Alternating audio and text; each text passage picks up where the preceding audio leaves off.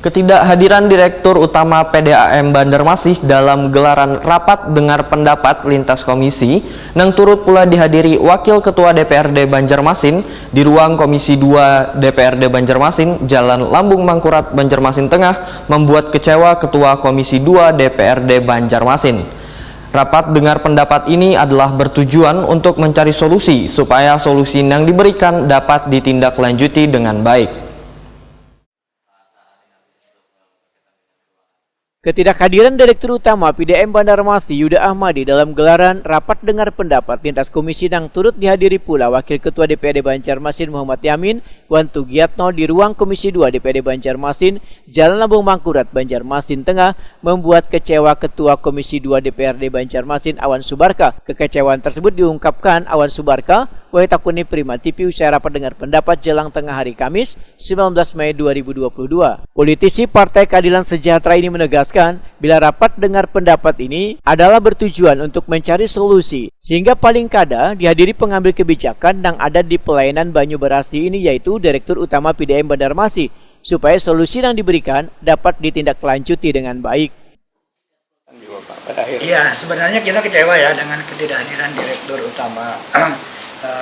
Tapi karena kita prinsipnya di Komisi 2 adalah prinsip untuk mencari solusi, sehingga bukan berarti dengan kecewa itu kemudian kita batalkan rapat, tidak ya, karena kita ingin prinsip mencari solusi untuk mencari solusi yang terbaik bagi pelayanan masyarakat kita, sehingga tadi sudah kita ada pembicaraan, pembahasan, dan juga sudah ditemukan solusi-solusi yang saya sampaikan lagi, 3 jangka mendesak, pendek, dan panjang tadi. Kedepannya ada nggak Pak?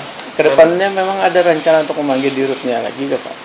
Karena kan mungkin hal yang dirapatkan hari ini kan mereka kan pertama tidak bisa mengambil kebijakan tanpa ada direktur. Oh iya, jadi begini, kalau kemudian nanti ternyata yang kita tawarkan tadi, kemudian pihak Direktur sampai PDAM tidak bisa menyelesaikan ini, otomatis kan kita akan memanggil lagi, supaya benar-benar solusi yang kita tawarkan bisa menjadi solusi yang diaplikasikan untuk kebaikan masyarakat kita bersama.